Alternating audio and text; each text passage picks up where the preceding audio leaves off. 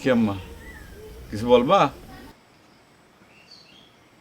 তোরা একটা কথা জিজ্ঞেস করি, বউ তো তোর গান শোনা পাগল হয়েই তোরে বিয়ে করছে, তাহলে গান দিয়ে এত অশান্তি করে কেন এখন? কই আম্মা, সে তো অশান্তি করে না, আমার উপর সে অভিমান করে।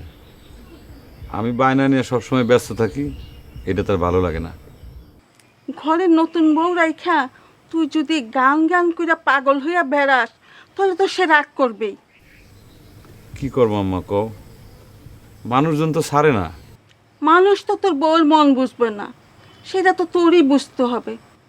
বাপ মা ছাইরা এত যুদ্ধ কইরা বিয়ের আসর থেকে উঠা তোর কাছে চলে আইছে, এখন আর গান নিয়ে এত পাগল হইস না, তার শরীরটাও ভালো না।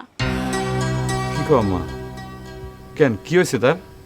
আমারে জিজ্ঞেস করিস কেন? গান ছাড়া তো তোর মাথায় আর কিছুই থাকে না, তোর উপরে রাগ কইরা খাওয়া দাওয়া করে না ঠিক মতো, মন খারাপ করে কই জানি যায় বৈশা রইছে। তুমি কি কও আম্মা, এইসব কথা তুমি আমার আগে বলবা না?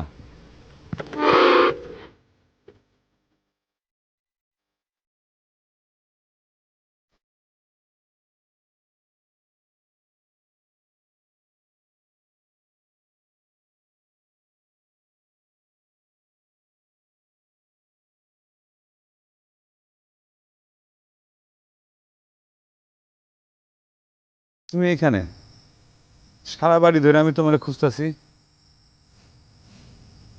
তুমি কি আমার উপর রাগ করছো? তুমি নাকি ঠিক মতো খাওয়া দাওয়া করো না, এত পাগলামি করলে চলে বলো? পাগল তো তুমি আমারে বানাইতেছো, দিন নাই রাত নাই খালি গান আর গান। আমার মুখের দিকে তাকাবার একবার সময় পাইছো? কি যে কও না তুমি, আমি তো প্রত্যেক মুহূর্তেই তোমারে দেখি, তোমার মুখখান তো আমার হৃদয়ের আয়নায় বাঁধায় রাখছি। ওসব আসরের কথা বাদ দাও, আসরের কথাতে জীবন চলে না।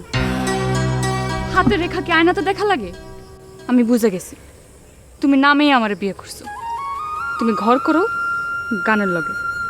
আসলে তো গান আর তুমি আমার দুই নয়ন, দুইটাই সমান। কিন্তু আমি তো সেটা মানবো না। আমার ঘরে আমার সমান তোমার দখল নিয়ে অন্য কেউ থাকবে, সেটা তো আমি মানবো না। আমি সতীনের লগে ঘর করবো না, তোমার গান বাদ দেওয়া লাগবে। এসব তুমি কি কও সরলা? গান বাদ দিলে এই ভাদুর কি দাম আছে? একটা মাংসপিণ্ড ছাড়া তো সে কিছু না। তুমি তো আমার গান শুনেই ভালোবাসছিলা। হ্যাঁ, তোমার গান শোনাই তোমারে ভালোবাসছিলাম, কিন্তু আমি আগে থেকে জানতাম না যে গান আগে থেকে সতীন হইয়া তোমার লগে সংসার করতেছে, যেই ঘরে আমার কোনো দামই নাই। কে কইছে তোমার দাম নাই? কে কইছে এসব কথা? গান ছাড়া যেমন এই ভাদুর কোনো দাম নাই, তুমি ছাড়া এই ভাদুর কোনো দম নাই। দম না থাকলে মানুষ বাঁচে? মিথ্যা কথা। আমার চাইতে আসরের আকর্ষণ তোমার কাছে অনেক বেশি।